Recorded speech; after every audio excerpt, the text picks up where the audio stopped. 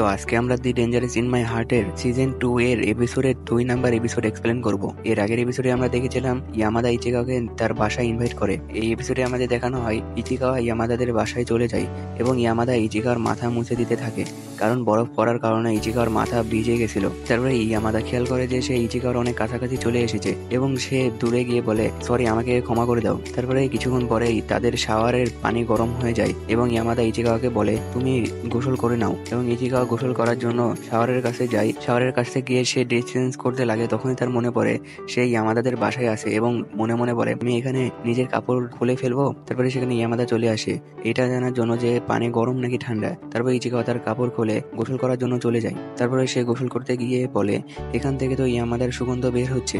তারপরে সে এইদিক ওইদিকে তাকাতে থাকে এবং তারপরে সে বলে, না, আমি এখন অন্যজনের বাসায় আছি, এদিক ওইদিক তাকানো যাবে না। তারপরে সেখানে ইয়ামাদা আসে ইচিকাওয়ার জামাগুলো দেওয়ার জন্য। ইচিকাওয়ার জামা বরফ পড়ার কারণে ভিজে গেছিল, সেজন্য ইয়ামাদা তার নিজের জামা দেয়। তারপরে ইয়ামাদা সেখান থেকে চলে যায় এবং ইচিকাওয়া গোসল করার শেষে জামা কাপড় পরতে যাওয়ার সময় দেখে যে তার জামা কাপড় নেই। তারপরে সে দেখে যে সেখানে অন্য জামা কাপড় রাখা আছে এবং সে দেখে সেগুলো ইয়ামাদার জামা কাপড়। তারপরে ইচিকাওয়া জামা কাপড় পরার সময় দেখে যে সেখানে তার আন্ডারওয়্যার নেই এবং সে তাও কষ্ট মষ্ট করে সেই জামা কাপড়গুলো পরে নেয়। জামা কাপড় পরে সে বাইরে আসে। বাইরে আসার পরে সেখানে ইয়ামাদা আসে এবং বলে, তুমি লাঞ্চ এখানে করে যেও, আমি তোমার জন্য এটা রান্না করছি। তারপর ইচিকাওয়ার নজর ইয়ামাদার ইন্টারেস্টিং জায়গায় পড়ে যায় এবং তখনই ইয়ামাদার সেই ডগটি ইচিকাওয়ার প্যান্ট ধরে টান দেয়। তারপরে ইয়ামাদা ইচিকাওয়াকে বাঁচানোর জন্য ইয়ামাদার প্যান্ট ধরার চক্করে সে ইচিকাওয়ার অনেক কাছাকাছি চলে যায় এবং ইয়ামাদার দুইটি পছন্দের জিনিস ইচিকাওয়ার মুখে গিয়ে বাড়ি খায়। তারপরে ইয়ামাদার ডগকে বলে, তুমি তাকে ছাড়ো।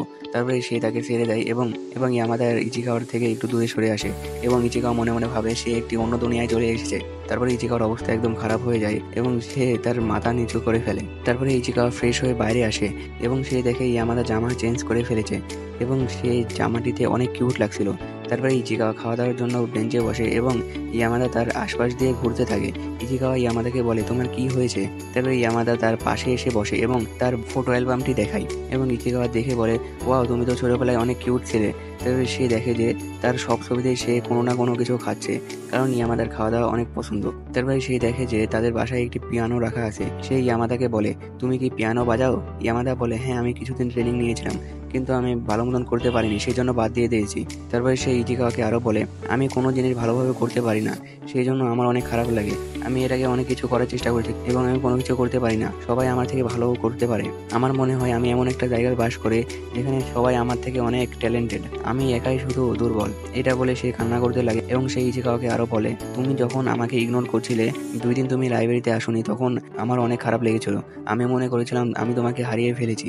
এটা বলে সে আরো কান্না করতে লাগে এবং ইচিকাওয়া দেখে যে সে অনেক কান্না করছে। এটা দেখে সে ইয়ামাদাকে জড়িয়ে ধরে এবং সে বলে, না, আমি তোমাকে ইগনোর করছিলাম না, আমার একটু সমস্যা ছিল, সেই জন্য তোমার সাথে দেখা করতে পারিনি। তারপরে কিছুক্ষণ পরে ইচিকাওয়া দেখে যে ইয়ামাদা তার জামা নষ্ট করে দিয়েছে। এটা না ভেবে সে সেটা পরিষ্কার করে দেয়। তারপরে ইয়ামাদার ফোনে একটি মেসেজ আসে। মেসেজটি আমাদের আম্মু দেয় এবং বলে, আমি 12 মিনিটের মধ্যে বাসায় চলে আসছি। এটা শুনে ইচিকাওয়া এবং ইয়ামাদা অনেক নার্ভাস হয়ে যায় এবং ইচিকাওয়া বলে, আমার এখন এখান থেকে যাওয়া উচিত। তারপরে ইয়ামাদা বলে, আরে তুমি তো আমার ফ্রেন্ড, তুমি থাকলে কোনো সমস্যা নেই, তুমি আমার বাসায় আসতেই পারো। ইচিকাওয়া বলে, আরে না, আমি তো একজন ছেলে এবং আমি তোমার বাসায় আসলে কোনো ঝামেলা হতে পারে। এটা ভেবে ইয়ামাদা ইচিকাওয়াকে দৌড়ে একটি জায়গায় নিয়ে যেতে থাকে এবং তখনই ইয়ামাদার আম্মু চলে আসে এবং ইয়ামাদার আম্মু দেখে যে এখানে ইয়ামাদার ফ্রেন্ড এসেছে এবং আমাদের দেখানো হয় ইচিকাওয়া যে রুমে বন্দি থাকে সেই রুমটি আর কারো না, সেটা ইয়ামাদার। এবং সে ইমাজিন করতে থাকে, আমি এই রুমে একা আছি। তারপর সেখানে ইয়ামাদা চলে আসে এবং বলে, আমি আমার আম্মুকে ম্যানেজ করে নিয়েছি। তারপরে সেখানে ইয়ামাদার আম্মু চলে আসে, ইয়ামাদা ইচিকাওয়াকে কম্বল দিয়ে ঢেকে দেয় এবং সেই ইয়ামাদাকে বলে, তোমার ফ্রেন্ডের এখন কি অবস্থা? তার কোনো বড় কোনো অসুখ তো হয়নি? তারপর ইচিকাওয়া তার ভয়েস চেঞ্জ করে বলে, না, আমি ঠিক আছি, আমার কোনো কিছু হয়নি। এটা শুনে ইয়ামাদার আম্মু বিশ্বাস করে নেয় এবং সে সেখান থেকে চলে যায়। তারপর ইচিকাওয়া উঠে পড়ে এবং ইয়ামাদা দেখে যে তার জানালার উপরে একটি ড্রিঙ্কের বোতল রাখা আছে এবং সে সেইটা ইচিকাওয়াকে দেখতে দেবে না বলে সে ইচিকাওয়ার উপরে চড়ে যায়। আরে ভাই, একটা তো ড্রিঙ্কেরই বোতল, এটার জন্য এত কিছু করার কি দরকার? তারপরে সেই ইচিকাওয়ার উপরে চলে যাওয়ার পরে একটু বেশি রোমান্টিক হয়ে যায়, যেমন লুক লাইক কিস। তারপরে আমাদের দেখানো হয় ইয়ামাদা ইচিকাওয়ার একটু বেশি কাছাকাছি চলে যায় এবং এত কিছুর পরে ইচিকাওয়ার সম্পর্কটি দাঁড়িয়ে যায় না। আর এত কিছু হওয়ার জন্য ইচিকাওয়া তার হাত দিয়ে তার নিজের মুখ ঢেকে ফেলে। তারপরে আমাদের দেখানো হয় ইচিকাওয়া বাসায় আসতে থাকে এবং সে লিফট দিয়ে নামার পরে সে দেখে যে লিফটের বাইরে একটি অনেক বড় মানুষ দাঁড়িয়ে আছে এবং সে মানুষটিকে দেখে মনে করে কোনো দানব, আর আমার মনে হয় সেটি ইয়ামাদার বাবা হতে পারে। তারপরে ইয়ামাদার বাবা ইচিকাওয়ার বুকের দিকে খেয়াল করে, সেখানে ইয়ামাদা লেখা। আর ইচিকাওয়া সেখান থেকে দৌড় দিয়ে পালিয়ে চলে আসে এবং বাসায় এসে সে ইয়ামাদার জামাটি সুন্দরভাবে পরিষ্কার করে দেয় এবং পরিষ্কার করে বাইরে এসে সে তার বোনকে ড্রেস চেঞ্জ করতে দেখে ফেলে এবং তার বোন তাকে উত্তম মাধ্যম গালি দেয়। তারপরে আমাদের দেখানো হয় ইচিকাওয়া ইয়ামাদার দেওয়া জামাটি সুন্দরভাবে পরিষ্কার করে রাখে। তারপরে দ্বিতীয় দিন ইচিকাওয়া স্কুলে যেতে থাকে এবং সে স্কুলে গিয়ে ইয়ামাদার সাথে দেখা করে। ইয়ামাদা ইচিকাওয়াকে বলে, তোমার হাত ঠিক হয়ে গেছে? ইচিকাওয়া কোনো কিছু বলতে পারে না এবং সে সেখান থেকে চলে আসে। তারপরে আমাদের দেখানো হয় ইচিকাওয়া ক্লাসরুমে বসে থাকে এবং ইয়ামাদা তাকে মেসেজ দেয়, মেসেজ দিয়ে বলে, আজকে আমরা একটুও কথা বলিনি, তুমি তো কমসে কম আই কন্ট্যাক্টও করতে পারো। তারপরে ইচিকাওয়া পিছে ঘুরে এবং ইয়ামাদাকে দেখে। এটা দেখে ইয়ামাদা অনেক খুশি হয়ে যায়। তারপরে আমাদের সবাইকে কারাটে ক্লাবে দেখানো হয়।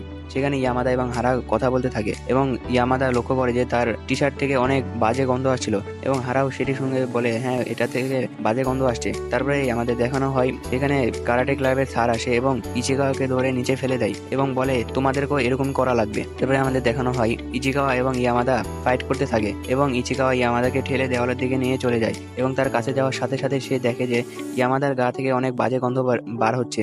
আর এটা ইয়ামাদা বুঝতে পারে, সেজন্য সে ইচিকাওয়াকে নিচে ফেলে দেয় এবং বলে, এবার হিসাব বরাবর হয়েছে। তারপরে সে সেখান থেকে চলে যায়। তারপরে আমাদের ইয়ামাদা এবং ইচিকাওয়াকে লাইব্রেরিতে দেখানো হয়। ইয়ামাদা ইচিকার ভয়েস শোনার জন্য ইচিকার কাছাকাছি যেতে থাকে এবং ইচিকাওয়া এটা দেখে অনেক নার্ভাস হয়ে যায় এবং ইচিকাওয়া বলে, আমার ভয়েস একটু চেঞ্জ হয়ে গেছে। এটা শুনে ইয়ামাদা বলে, কি, তার মানে তুমি বড় হতে চলেছো?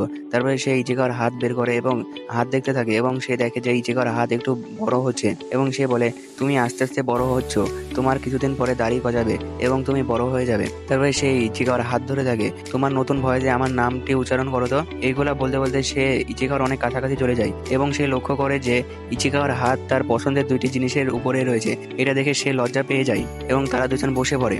তারপরে আমাদের দেখানো হয় সেখানে ইচিকাওয়ার ইমাজিনেশন আসে। তারপরে এখানে এই এপিসোড শেষ হয়ে যায়। তো দেখা হচ্ছে আবার তৃতীয় এপিসোডে। ততদিনকার জন্য আল্লাহ হাফেজ।